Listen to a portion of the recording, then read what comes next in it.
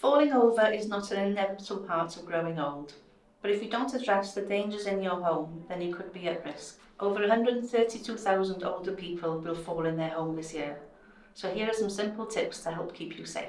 Try to keep your home clutter-free, otherwise there's lots that you could trip over.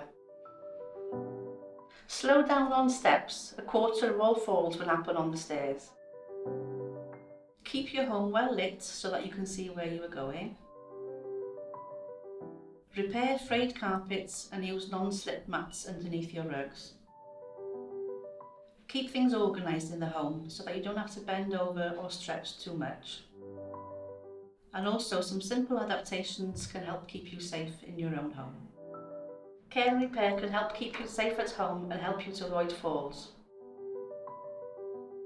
You can request a free home visit from one of our caseworkers who will visit you and help you to identify risks and help you to solve them. Care and Repair's trusted handy persons carry out repairs and adaptations in your home. But if larger works are required, our technical officers can help you. They will come and survey the property, arrange for quotes from our trusted contractors and oversee the works to make sure that you are satisfied. Contact Care and Repair now to see how we can help.